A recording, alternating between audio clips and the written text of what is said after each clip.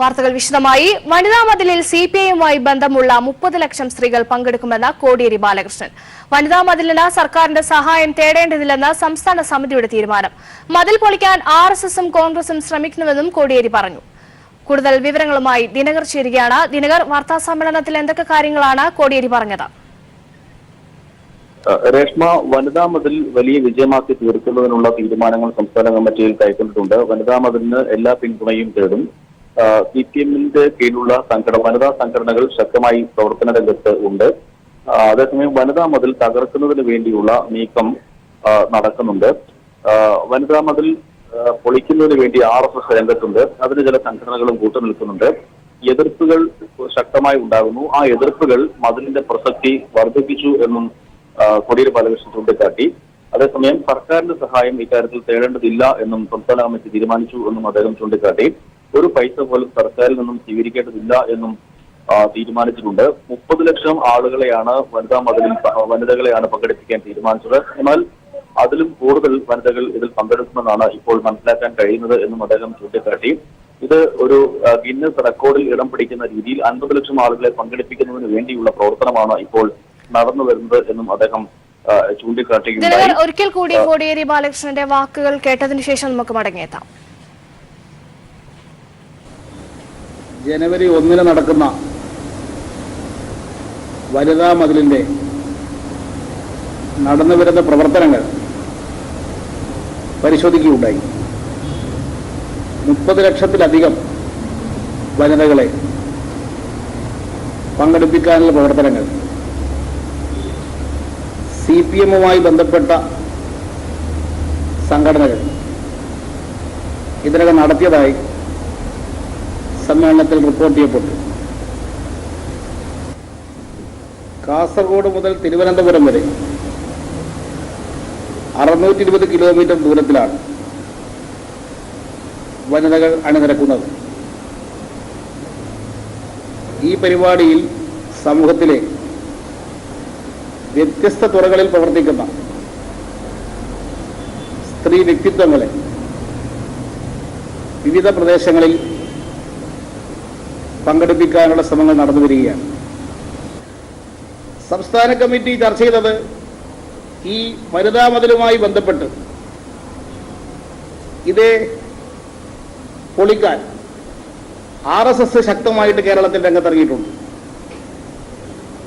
അതേ നിലയിൽ തന്നെ കോൺഗ്രസും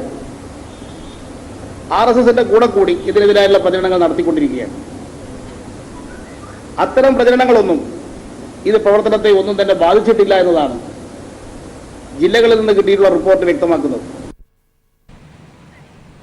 ദിനകർ, വനിതാ മതിൽ പൊളിക്കാൻ ആർഎസ്എസും കോൺഗ്രസും ശ്രമിക്കുന്നു എന്നതുൾപ്പെടെയുള്ള രൂക്ഷമായ വിമർശനങ്ങൾ കൂടി കോടിയേരി ബാലകൃഷ്ണൻ ഉന്നയിച്ചിരുന്നു വാർത്താ സമ്മേളനത്തിൽ. അതിന്റെ വിവരങ്ങൾ കൂടി. രേഷ്മ, വനിതാ മതിൽ പൊളിക്കുന്നതിന് വേണ്ടി ആർഎസ്എസ് രംഗത്തുണ്ട്. വനിതാ മതിലിനെതിരെ ശക്തമായ പ്രചരണമാണ് ഇപ്പോൾ നടക്കുന്നത്.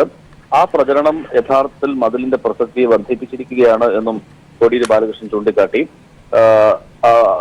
ശക്തമായ പ്രവർത്തനങ്ങളാണ് വനിതാ മതിൽ വിജയിപ്പിക്കുന്നതിന് വേണ്ടി ഇപ്പോൾ നടന്നു വരുന്നത്. അതിന് മുന്നോടി എന്നുള്ള നിലയിൽ 15,000 കേന്ദ്രങ്ങളിൽ സ്ത്രീകളുടെ സംഗമം നടന്നു.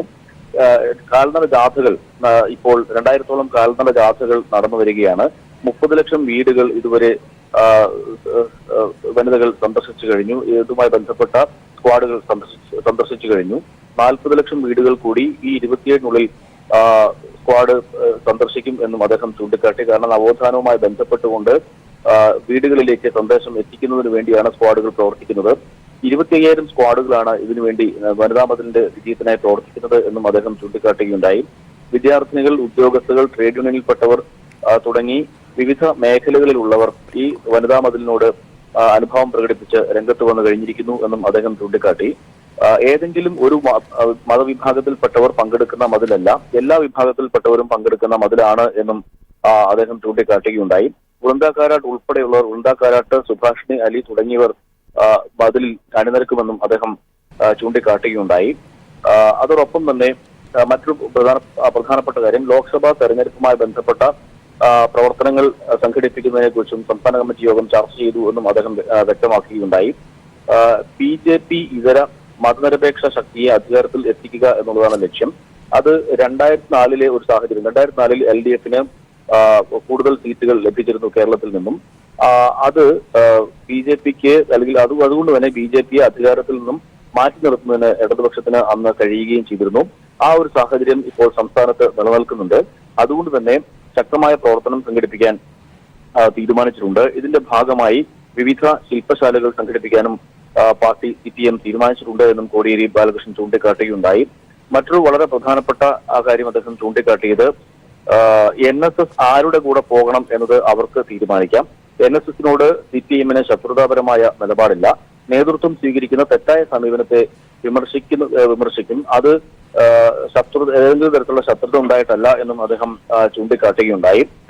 അതേസമയം 26-ന് നടക്കുന്ന അയ്യപ്പ ജ്യോതിയിൽ പങ്കെടുക്കാൻ NSS ആഹ്വാനം നൽകിയിരിക്കുന്നു. അത് RSS-നോടുള്ള നേതൃത്വത്തിന്റെ ഒരു നിലപാടാണ് വ്യക്തമാക്കുന്നത്. അതിനെയാണ് CPM എതിർക്കുന്നത് അല്ലെങ്കിൽ അതിനെയാണ് വിമർശിക്കുന്നത് എന്നും അദ്ദേഹം ചൂണ്ടിക്കാട്ടുകയുണ്ടായി.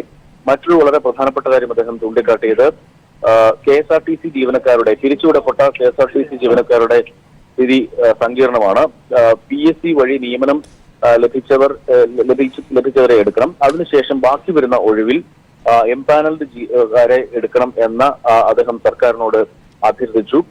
അവരുടെ പ്രശ്നം എത്രയും വേഗം പരിഹരിക്കണം എന്നും കോടിയേരി ബാലകൃഷ്ണൻ ചൂണ്ടിക്കാട്ടുകയുണ്ടായി. രേഷ്മ, ദിനകർ, മറ്റൊരു കാര്യം, ശബരിമല വിഷയവുമായി ബന്ധപ്പെട്ട സുപ്രീം കോടതി നിയോഗിച്ച 3-അംഗ സമിതിയുടെ മേൽനോട്ട സമിതിയുടെ പ്രതികരണങ്ങൾക്ക് ഇവിടെ പ്രസക്തിയുണ്ട്. അതുമായി ബന്ധപ്പെട്ട എന്തൊക്കെ കാര്യങ്ങളാണ് കോടിയേരി പറഞ്ഞത്? രേഷ്മ, ശബരിമലയിൽ സ്ത്രീകളെ കൊണ്ടുപോകണമെന്ന് CPM-ന് വാശിയില്ല. അത് വിചാരിച്ചാൽ കൊണ്ടുപോകാൻ കഴിയുകയും ചെയ്യും. സ്ത്രീകളില്ലാത്ത സംഘടനയല്ല CPM. എന്നാൽ അത്തരത്തിലൊരു നിലപാട് CPM-നില്ല. അവിടെ എത്തുന്നവർക്ക് സംരക്ഷണം നൽകാനുള്ള ഉത്തരവാദിത്വം സർക്കാരിനുണ്ട്. പോലീസ് സംയമനം പാലിച്ചതുകൊണ്ടാണ് ശബരിമലയിൽ ഇന്ന് കൂടുതൽ പ്രശ്നങ്ങൾ ഉണ്ടാകാതിരുന്നതും എന്നും അദ്ദേഹം ചൂണ്ടിക്കാട്ടുകയുണ്ടായി. അതല്ല എങ്കിൽ വിപരീത ഫലമാണ് ഉണ്ടാകുമായിരുന്നു. പോലീസ് സംയമനം പാലിക്കുകയാണ് ചെയ്തത്. ഇത്തരം ഘട്ടങ്ങളിൽ സംയമനം പാലിക്കേണ്ട ആവശ്യകത വളരെ കൃത്യമാണ്. അതോടൊപ്പം തന്നെ നിരീക്ഷണ സമിതി ഹൈക്കോടതിയുടെ ഉത്തരവിന് അല്ലെങ്കിൽ ഹൈക്കോടതി വിധി വന്നതിന് ശേഷം സുപ്രീം കോടതി വിധി വന്നതിന് ശേഷം ഹൈക്കോടതി തന്നെയാണ് നിരീക്ഷണ സമിതിയെ നിയോഗിച്ചത്. ആ നിരീക്ഷണ സമിതിയുടെ പ്രവർത്തനങ്ങൾ നിരീക്ഷണ സമിതി കൂടി ഉൾപ്പെട്ടുകൊണ്ടാണ് ഇത്തരം കാര്യങ്ങളിൽ തീരുമാനങ്ങൾ കൈക്കൊള്ളുക എന്നും അദ്ദേഹം ചൂണ്ടിക്കാട്ടി. എന്തായാലും ശബരിമലയുമായി ബന്ധപ്പെട്ടുകൊണ്ട് നിലനിൽക്കുന്ന പ്രശ്നങ്ങൾ സ്വാഭാവികമായും ഇന്ന് സമ്മേളനം പാലിച്ചതുകൊണ്ടാണ് പ്രശ്നങ്ങളിൽ നിന്നും ഒഴിവായത് എന്നും അദ്ദേഹം ചൂണ്ടിക്കാട്ടുകയുണ്ടായി. ശരി, വ്യക്തമാണ് ദിനകർ. വനിതാ മതിലിൽ CPM-മായി ബന്ധമുള്ള 30 ലക്ഷം സ്ത്രീകൾ പങ്കെടുക്കുമെന്ന കോടിയേരി ബാലകൃഷ്ണൻ. വനിതാ മതിലിന് സർക്കാരിന്റെ സഹായം തേടേണ്ടതില്ലെന്ന് സംസ്ഥാന സമിതിയുടെ തീരുമാനം. മതിൽ പൊളിക്കാൻ RSS-ഉം കോൺഗ്രസും ശ്രമിക്കുന്നതെന്നും കോടിയേരി പറഞ്ഞു. വിവരങ്ങളാണ് ദിനകർ നൽകിയത്. ശബരിമല ദർശനത്തിനെത്തിയ മനിതി സംഘം മടങ്ങി. സ്വന്തം ഇഷ്ടപ്രകാരമാണ് മടങ്ങിയതെന്ന് പോലീസ്. മല കയറാൻ ശ്രമിച്ച ഇവർക്ക് നേരെ BJP പ്രവർത്തകരുടെ ഭാഗത്തു നിന്ന് രൂക്ഷമായ ആക്രമണമാണ് ഉണ്ടായത്. പ്രതിഷേധം നടത്തിയ സംഘപരിവാർ പ്രവർത്തകരെ പോലീസ് അറസ്റ്റ് ചെയ്തു. വിവരങ്ങളുമായി സമീർ ചേരുകയാണ്. സമീർ, മല കയറാൻ ശ്രമിച്ച സ്ത്രീകൾക്ക് നേരെ BJP പ്രവർത്തകർ നടത്തിയ ആക്രമണങ്ങളുടെ ദൃശ്യങ്ങൾ നമ്മൾ കണ്ടതാണ്. വലിയ രീതിയിലുള്ള പ്രതിഷേധങ്ങൾ നമ്മൾ കണ്ടു. ഇപ്പോൾ അവിടെ ശാന്തമാണോ? നമുക്ക് ലഭിക്കുന്ന വിവരങ്ങൾ എന്തൊക്കെയാണ്?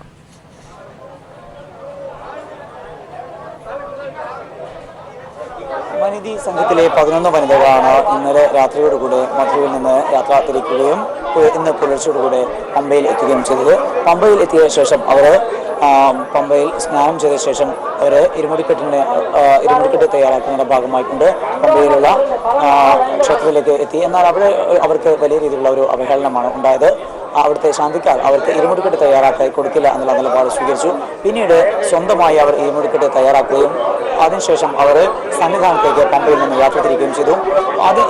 ഈ ഒരു യാത്രാവേളയിലായിരുന്നു അവരെ വളഞ്ഞിട്ടുകൊണ്ട് BJP RSS സംഘപരിവാർ പ്രവർത്തകർ അവരെ വളഞ്ഞിട്ടുകൊണ്ട് അവർക്ക് മുന്നോട്ട് പോകാൻ കഴിയാത്ത വിധത്തിൽ അവരുടെ പ്രതിഷേധം തീർത്തു. തുടർച്ചയായിട്ട് 6 മണിക്കൂറോളം അവർക്ക് ഇങ്ങോട്ട് പോകാൻ കഴിയാത്ത വിധത്തിൽ അവരെ വളഞ്ഞിട്ടുകൊണ്ട് ഇവരെ പ്രതിഷേധിക്കുകയായിരുന്നു. സന്നിധാനത്തേക്ക് ഒരിക്കലും അവരെ കടത്തിവിടില്ല എന്നുള്ള നിലപാട് അവർ സ്വീകരിച്ചു. ആ വിധത്തിൽ അവർക്കെതിരെ തുടർച്ചയായിട്ടുള്ള പ്രതിഷേധങ്ങളാണ് ഉണ്ടായിരുന്നത്. ഈ 6 മണിക്കൂർ നീണ്ട വേളയിൽ പിന്നീട് അവരെ പലതവണ ഇവരെ തിരിച്ചയക്കുന്നതിന് വേണ്ടിക്കൊണ്ട് അവരും വനിതകളുമായും അതോടൊപ്പം തന്നെ സമരം അവസാനിപ്പിക്കണമെന്ന് സമരക്കാരോടും പോലീസ് ആവശ്യപ്പെട്ടു. നിരോധനാജ്ഞ ലംഘിച്ചുകൊണ്ട് നടത്തിയ ഈ സമരം ഒടുവിൽ പോലീസ് ഇടപെടുകയും ഈ സമരക്കാരെ അറസ്റ്റ് ചെയ്ത് നീക്കുകയും ചെയ്തു. 10 പേരെയാണ് പോലീസ് അറസ്റ്റ് ചെയ്ത് നീക്കിയത്. ഇതിനുശേഷമാണ് ഈ സംഘം, വനിതാ സംഘം സന്നിധാനത്തേക്ക് പോകാൻ വേണ്ടി നീങ്ങിയത്. പിന്നീട് സംഘടിതമായി എത്തിക്കൊണ്ട് സംഘപരിവാർ സംഘടനകൾ വലിയ രീതിയിൽ ഇവർക്കെതിരെ പ്രതിഷേധം സംഘടിപ്പിക്കുകയും ഒരു വേളയിൽ അവരെ കയ്യേറ്റം ചെയ്യാൻ ശ്രമിക്കുകയും ചെയ്തു. ഇതാണ് വലിയ രീതിയിലുള്ള ഒരു ഭീതിജനകമായ ഒരു അന്തരീക്ഷം സൃഷ്ടിച്ചത്. പിന്നീട് ഈ 11 പേരെയും പോലീസ് ഉദ്യോഗസ്ഥർ ഇവിടെ നിന്നും രക്ഷപ്പെടുത്തിക്കൊണ്ട് പ്രത്യേകമായിട്ടുള്ള റൂമിലേക്ക്, പോലീസ് കൺട്രോൾ റൂമിന് അരികിലുള്ള മറ്റൊരു റൂമിലേക്ക് ഇവരെ മാറ്റുകയുമായിരുന്നു. പിന്നീടാണ് ഇതുമായി ബന്ധപ്പെട്ട കാര്യങ്ങൾ, നേരത്തെ നിലയ്ക്കലൊക്കെ ഉണ്ടായിട്ടുള്ള അക്രമ സംഭവങ്ങളെ സംബന്ധിച്ചുള്ള കാര്യങ്ങളും അതോടൊപ്പം തന്നെ ഇന്ന് ഇവർക്ക് എതിരെ ഉണ്ടായിട്ടുള്ള അക്രമ സംഭവങ്ങളൊക്കെ സംബന്ധിച്ച് വിശദമായ കാര്യങ്ങൾ പമ്പയുടെ ചുമതലയുള്ള സ്പെഷ്യൽ ഓഫീസറായിട്ടുള്ള ജി കാർത്തികേയൻ IPS ഇതുമായി ബന്ധപ്പെട്ട് വിശദമായി അവരോട് സംസാരിച്ചു. അതോടൊപ്പം തന്നെ ഈ വിധത്തിൽ പമ്പയിൽ ഇങ്ങനെ പ്രതിഷേധമുണ്ടാകുന്ന സാഹചര്യത്തിൽ ഇനി സന്നിധാനത്തേക്ക് പോവുക ഏറെ ബുദ്ധിമുട്ടാണ്. പ്രത്യേകിച്ചും 4 കിലോമീറ്റർ നടന്നു വേണം പമ്പയിൽ നിന്ന് സന്നിധാനത്തേക്ക് എത്താൻ. ആ ഒരു വേളയിൽ ഇനിയും അക്രമം ഉണ്ടാകാനുള്ള സാധ്യതയും, സന്നിധാനത്ത് എത്തിയാലും അവിടെയും അക്രമം ഉണ്ടാകാനുള്ള സാധ്യതയും മുന്നിൽ നിൽക്കുന്നു എന്നുള്ള കാര്യം SP ഇവരെ ധരിപ്പിച്ചു. ഈ ഒരു വേളയിലാണ് തങ്ങൾ മടങ്ങി പോകാൻ ഒരുക്കമാണ് എന്നുള്ള കാര്യം ഈ വനിതാ കൂട്ടായ്മ പോലീസിനെ അറിയിക്കുകയും പിന്നീട് ഉച്ചയ്ക്ക് ശേഷം അവർ മടങ്ങിപ്പോവുകയും ചെയ്തു. അവർക്ക് മതിയായ സുരക്ഷാ സംവിധാനങ്ങൾ ഒരുക്കിക്കൊണ്ട് തന്നെയാണ് അവരെ ഇവിടെ നിന്നും മടക്കി അയച്ചിട്ടുള്ളത്. എന്തായാലും അവർ പോയതിന് ശേഷം കാര്യങ്ങൾ വീണ്ടും ഒരു സാധാരണ നിലയിലേക്ക് തന്നെ എത്തിയിരിക്കുന്നു. ഇപ്പോൾ അത്തരത്തിലുള്ള ഒരു അശാന്തമായിട്ടുള്ള ഒരു അന്തരീക്ഷവും നിലനിൽക്കുന്നില്ല. മറ്റൊരു പ്രധാനപ്പെട്ട കാര്യം, ഈ വിധത്തിൽ വലിയ രീതിയിലുള്ള അക്രമ സംഭവങ്ങൾക്കൊക്കെ തന്നെ നേതൃത്വം നൽകുന്ന ഏതാനും ചിലർ പ്രവർത്തിക്കുന്നു, സംഘപരിവാർ സംഘടനകൾ പ്രവർത്തിക്കുന്നു. അത്തരം പ്രവർത്തനങ്ങൾ ഒരു ഭാഗത്ത് നടക്കുമ്പോഴും അയ്യപ്പ ദർശനം ലക്ഷ്യം വെച്ചുകൊണ്ട് എത്തിയ നിരവധി ഭക്തന്മാരാണുള്ളത്. ഏകദേശം ഭൂരിപക്ഷം പേരും അത്തരത്തിൽ തന്നെയാണ് ഇവിടെ എത്തിയിട്ടുള്ളത്. അക്രമം നടത്തുന്നതിനോ വനിതകൾ വന്നതിന് പ്രതിഷേധിക്കുന്നതിനോ വേണ്ടിക്കൊണ്ട് എത്തിയത് വളരെ ചുരുക്കം പേര് മാത്രമാണ്. അവർ കൃത്യമായിട്ടുള്ള ലക്ഷ്യവും കൃത്യമായിട്ടുള്ള ആസൂത്രണത്തിന്റെയും ഭാഗമായി തന്നെയാണ് എത്തിയത്. മറ്റ് തരത്തിൽ എത്തിയ അയ്യപ്പന്മാർക്ക് ദർശനത്തിന് ഒരു വിധത്തിലുമുള്ള ബുദ്ധിമുട്ട് ഉണ്ടാക്കാത്ത വിധത്തിൽ പോലീസും അതോടൊപ്പം തന്നെ സേനയും ഒക്കെ തന്നെ അവർക്ക് സുരക്ഷാ സംവിധാനങ്ങളെല്ലാം ഒരുക്കിയിരുന്നു. എന്തായാലും ഈ വനിതകൾക്ക് അവരുടെ സ്വപ്നമായിട്ടുള്ള അയ്യപ്പ ദർശനം എന്നുള്ള സന്നിധാനത്ത് എത്തണം എന്നുള്ള ആ ഒരു ആഗ്രഹം പൂർത്തീകരിക്കാൻ കഴിയാതെ മടങ്ങേണ്ടി വന്നു. ഇപ്പോൾ സ്ഥിതിഗതികളെല്ലാം തന്നെ ശാന്തമാണ്. എന്തായാലും ഇപ്പോൾ നമുക്ക് കാണാൻ കഴിയും അയ്യപ്പന്മാരുടെ ഒരു പ്രവാഹം തന്നെയാണ് സന്നിധാനത്തേക്ക്. ഈ വിധത്തിൽ ഇന്നലെ പുലർച്ചെയൊക്കെ തന്നെ ഇതേ ഒരു കാഴ്ച തന്നെയായിരുന്നു. ഇന്നും അതിലൊരു മാറ്റമൊന്നും ഉണ്ടാവുന്നില്ല. നമുക്കറിയാം ഇന്ന് ഞായറാഴ്ചയാണ്. കൂടാതെ തന്നെ ഇപ്പോൾ മണ്ഡലകാലം അവസാനിക്കാൻ ഇനി ഏതാനും ദിവസങ്ങൾ മാത്രമാണുള്ളത്. 27-ന് നടയടയ്ക്കും. അതിന് മുമ്പ് പരമാവധി അയ്യപ്പന്മാർക്ക് സ്വാമിയെ കാണുന്നതിനും അയ്യപ്പനെ കണ്ട് മടങ്ങുന്നതിന് വേണ്ടിക്കൊണ്ട് അയ്യപ്പന്മാർ എത്തിക്കൊണ്ടിരിക്കുന്നു. സമീപ നാളുകളിലെല്ലാം തന്നെ 1 ലക്ഷത്തോളം പേർ ഏകദേശം എല്ലാ ദിവസവും 1 ലക്ഷത്തോളം പേരാണ് സമീപ നാളുകളിലെല്ലാം തന്നെ ഓരോ ദിവസവും സന്നിധിയിലേക്ക് എത്തിക്കൊണ്ടിരിക്കുന്നത്. ഈ സന്നിധാനത്ത് കൂടുതൽ ഇനിയും തിരക്കേറും എന്നതിൽ സംശയമില്ല. ഇതിനിടയിൽ ഇത്തരത്തിലുള്ള അനിഷ്ട സംഭവങ്ങൾ ഉണ്ടാക്കുക എന്നുള്ള ചിലരുടെ കൃത്യമായിട്ടുള്ള ഒരു ഇടപെടലും ആസൂത്രണമായിട്ടുള്ള നീക്കങ്ങളും ഇവിടെ നടന്നു വരുന്നു എന്നുള്ള ഒരു ആശങ്കാജനകമായിട്ടുള്ള ഒരു കാര്യം കൂടി പങ്കുവെക്കുന്നു. എന്തായാലും ഇപ്പോൾ പമ്പ ശാന്തമാണ്. അയ്യപ്പന്മാർ വളരെ സുഖകരമായി തന്നെയാണ് ഇപ്പോൾ പമ്പ വഴി സന്നിധാനത്തേക്ക് പോയിക്കൊണ്ടിരിക്കുന്നത്. സമീർ സൂചിപ്പിച്ചതുപോലെ മണ്ഡലകാലം അവസാനിക്കാൻ ദിവസങ്ങൾ മാത്രം ബാക്കി നിൽക്കുന്ന ഒരു സാഹചര്യമാണ് ഉള്ളത്. ഒപ്പം ഭക്തരുടെ വലിയ രീതിയിലുള്ള തിരക്കും ഏറി വരുന്നു. ശബരിമലയുടെ ചരിത്രത്തിൽ ഇന്നേ വരെ ഉണ്ടാകാത്ത രീതിയിലുള്ള നാടകീയ സംഭവങ്ങൾ ഉണ്ടാകുന്നു, പ്രതിഷേധങ്ങൾ ഉണ്ടാകുന്നു. ഇതൊക്കെ സാധാരണ ഭക്തരെ ഏത് രീതിയിലാണ് ബുദ്ധിമുട്ടിച്ചത്? അയ്യപ്പ ദർശനം ലക്ഷ്യം വെച്ചുകൊണ്ട് എത്തുന്ന ഭൂരിഭാഗം അയ്യപ്പന്മാർക്കും വലിയ രീതിയിലുള്ള ബുദ്ധിമുട്ടാണ് ഇതുവഴി ഉണ്ടായിട്ടുള്ളത്. പ്രത്യേകിച്ചും നമുക്കറിയാം പമ്പയിൽ നിന്ന് സന്നിധാനത്തേക്ക് പോകുന്ന പ്രധാനപ്പെട്ട പാതയിലായിരുന്നു 6 മണിക്കൂറോളം ഗതാഗത സ്തംഭനം. ഗതാഗതം എന്ന് വെച്ചാൽ കാൽനടയായിട്ടാണ് പോകുന്നത്. ഈ കാൽനടയായിക്കൊണ്ട് പോകുന്ന അയ്യപ്പന്മാരെ തടഞ്ഞു നിർത്തുന്ന വിധത്തിലുള്ള ഒരു പ്രതിഷേധമായിരുന്നു ഉണ്ടായിരുന്നത്. പലരെയും തടഞ്ഞു നിർത്തിക്കൊണ്ട് പ്രതിഷേധത്തിന്റെ ഭാഗമാക്കാൻ പലപ്പോഴും ശ്രമം നടന്നിരുന്നു. എന്നാൽ അത്തരത്തിലുള്ള സ്ത്രീകൾ വന്നതിനെ സംബന്ധിച്ചോ പ്രതിഷേധം സംബന്ധിച്ചോ ഒന്നും തന്നെ ചിന്തിക്കുക പോലും ചെയ്യാതെ വലിയ വിഭാഗം അയ്യപ്പന്മാരും സന്നിധാനത്തേക്ക് നേരെ പോകുന്ന കാഴ്ചയായിരുന്നു. അതുപോലെ തന്നെ തിരിച്ചിറങ്ങുന്നവരും അവിടെ പ്രതിഷേധിക്കാനോ സംഘടിക്കാനോ അക്രമം നടത്താൻ ആഹ്വാനം ചെയ്യുകയോ ചെയ്യുന്നുണ്ടായിരുന്നില്ല. അയ്യപ്പനെ ദർശിച്ചുകൊണ്ട് അതിന്റെ പുണ്യം നേടിക്കൊണ്ട് തിരിച്ചിറങ്ങുകയും അതിന്റെ കാര്യങ്ങളുമായിട്ട് മുന്നോട്ട് പോവുകയും ചെയ്യുന്ന കാഴ്ചയായിരുന്നു കണ്ടിരുന്നത്. അതിനിടയിൽ ഒറ്റപ്പെട്ട് ഏതാനും പേരാണ് ഇത്തരത്തിലുള്ള ഒരു അക്രമ സംഭവങ്ങൾ ആസൂത്രണം ചെയ്യുകയും അതിനുവേണ്ടിക്കൊണ്ട് സമരം സംഘടിപ്പിക്കുകയും ചെയ്തത്.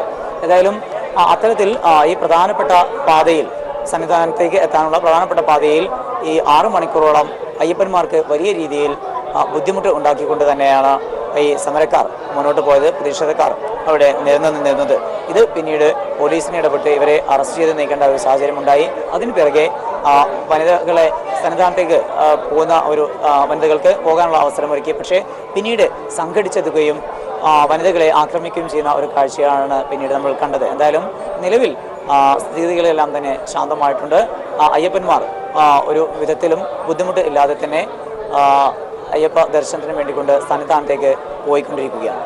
ശരി, വ്യക്തമാണ് സമീർ. ശബരിമല ദർശനത്തിനെത്തിയ മനിതി സംഘം മടങ്ങി. സ്വന്തം ഇഷ്ടപ്രകാരമാണ് മടങ്ങിയതെന്ന് പോലീസ് അറിയിച്ചു. മല കയറാൻ ശ്രമിച്ച ഇവർക്ക് നേരെ BJP പ്രവർത്തകരുടെ ഭാഗത്തു നിന്ന് രൂക്ഷമായ ആക്രമണമാണ് ഉണ്ടായത്.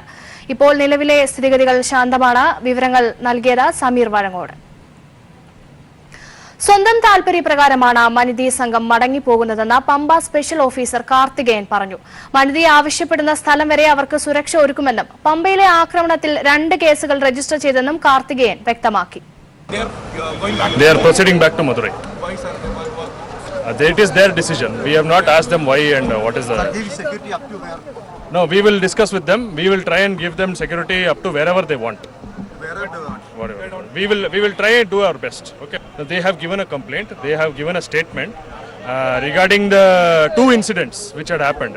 Now, first incident DFMD in താഴെയാണ്. അവിടെ ജസ്റ്റ് ചെറുതായിട്ട് കുറച്ച് ആൾക്കാർ ഇവരെ തടഞ്ഞു നിർത്തി പിന്നെ മുന്നോട്ട് കയറാൻ സമ്മതിച്ചില്ല. അത് കഴിഞ്ഞിട്ട് നെക്സ്റ്റ് ഇൻസിഡന്റ് നടന്നത് അവർ കുറച്ച് മുന്നോട്ട് പോകാൻ സമയത്താണ് അവിടെയാണ് നെക്സ്റ്റ് ഇൻസിഡന്റ് നടന്നത്. ഈ 2 ഇൻസിഡന്റിന് വേണ്ടി നമ്മൾ 2 FIR എടുത്തിട്ടുണ്ട്. പിന്നെ ആദ്യമേ എടുത്ത FIR പിന്നെ നമുക്ക് അറസ്റ്റും നടന്നിട്ടുണ്ട്.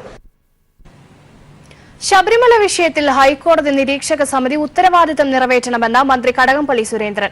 പകരം അവർ ഒഴിഞ്ഞു മാറുകയാണ് ചെയ്തത്. അടിസ്ഥാന സൗകര്യങ്ങൾ നിരീക്ഷിക്കാൻ മാത്രമല്ല ദൈനംദിന കാര്യങ്ങളിലും ഇടപെടണമെന്നതായിരുന്നു ഹൈക്കോടതി ഇവർക്ക് നൽകിയ ചുമതലയെന്നും അദ്ദേഹം വ്യക്തമാക്കി.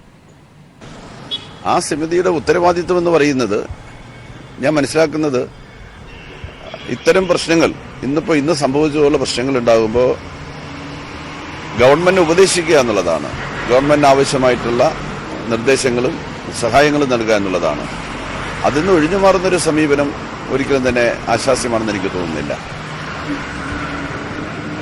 സമിതിയിലെ അംഗം പറഞ്ഞതായിട്ട് ഞാൻ മനസ്സിലാക്കുന്നത് അവിടുത്തെ അടിസ്ഥാന സൗകര്യങ്ങൾ വേണ്ടത്രയുണ്ടോ എന്ന് അന്വേഷിക്കാൻ വേണ്ടിയിട്ടാണ് നിരീക്ഷണ സമിതി നിയോഗിക്കപ്പെട്ടുള്ളതെന്നാണ് ഞാൻ അങ്ങനെയല്ല മനസ്സിലാക്കുന്നത്. അടിസ്ഥാന നിരീക്ഷണ സമിതി അവരുടെ ഉത്തരവാദിത്വം നിർവഹിക്കാൻ തയ്യാറാകുന്നില്ല എന്നാണ് എനിക്ക് തോന്നുന്നത്. നിരീക്ഷണ സമിതി ഉത്തരവാദിത്വം നിർവഹിക്കാൻ വേണ്ടി തയ്യാറാകണം. ഒഴിഞ്ഞു മാറുന്ന ഒരു സമീപനം നല്ലതല്ല. ഹൈക്കോടതിക്ക് വേണ്ടിയാണ് നിരീക്ഷണ സമിതി പ്രവർത്തിക്കുന്നത്. കേവലം റിപ്പോർട്ട് കൊടുക്കൽ മാത്രമല്ല, അതാർക്കും ചെയ്യാൻ കഴിയുന്ന കാര്യമാണ്. ഗവൺമെന്റിനെ ഉപദേശിക്കലും ആവശ്യം വേണ്ടതായിട്ടുള്ള നിർദ്ദേശങ്ങൾ നൽകലും ഇതുപോലുള്ള കാര്യങ്ങളിൽ അത്യന്താപേക്ഷിതമാണ്.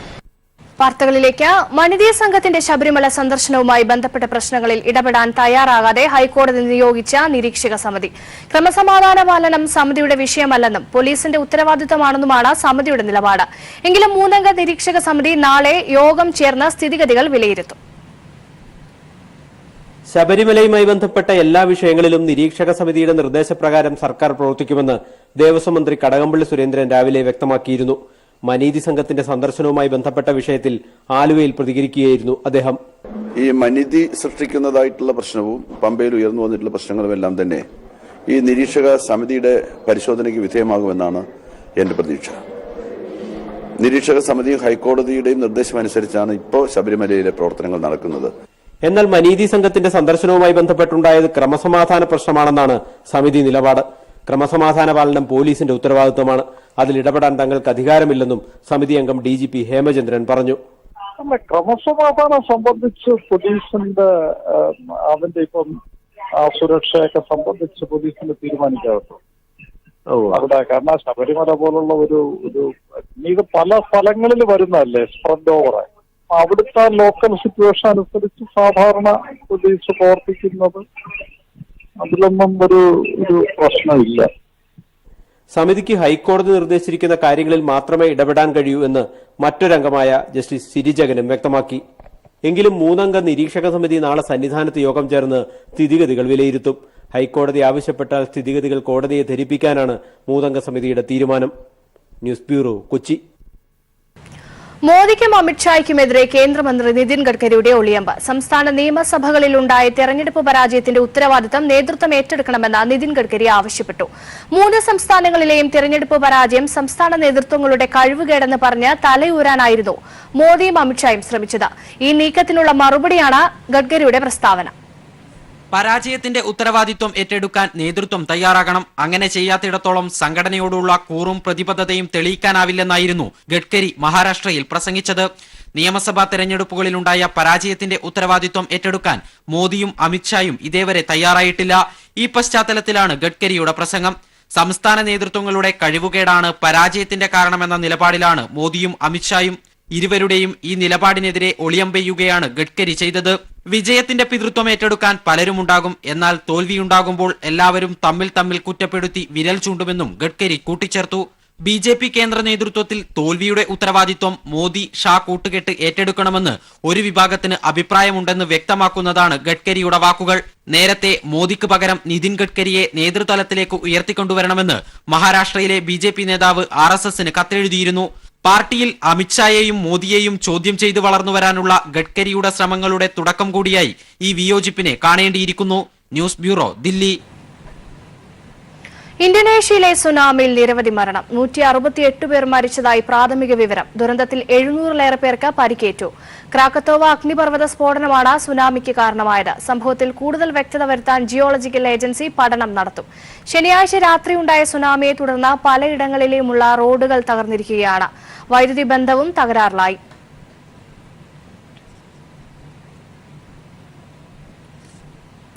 ക്രിസ്മസ് ആഘോഷങ്ങളിൽ ക്യാൻസർ രോഗികൾക്ക് സാന്ത്വനവുമായി ജോസ് ആലുക്കാസിന്റെ സസ്നേഹം. ജോസ് ആലുക്കാസിന്റെ ക്രിസ്മസ് ആഘോഷങ്ങളുടെ ഭാഗമായി ജോസ് ആലുക്കാസ് മാനേജ്മെന്റും സ്റ്റാഫും ചേർന്ന് സംഘടിപ്പിച്ച സസ്നേഹം 2018 കരുണയുടെയും സഹാനുഭൂതിയുടെയും വേറിട്ട അനുഭവമായി. ക്യാൻസർ രോഗികൾക്ക് ധനസഹായം നൽകുന്ന ചടങ്ങിൽ ജോസ് ആലുക്കാസ് ഗ്രൂപ്പ് ചെയർമാൻ ജോസ് ആലുക്കാസ് അധ്യക്ഷനായിരുന്നു. ഫാദർ ഫ്രാൻസിസ് ആലപ്പാട്ട് അനുഗ്രഹ പ്രഭാഷണവും Thrissur press club president Prabhat, cinema താരം രചന നാരായണൻകുട്ടി എന്നിവർ ആശംസാ പ്രഭാഷണവും നടത്തി.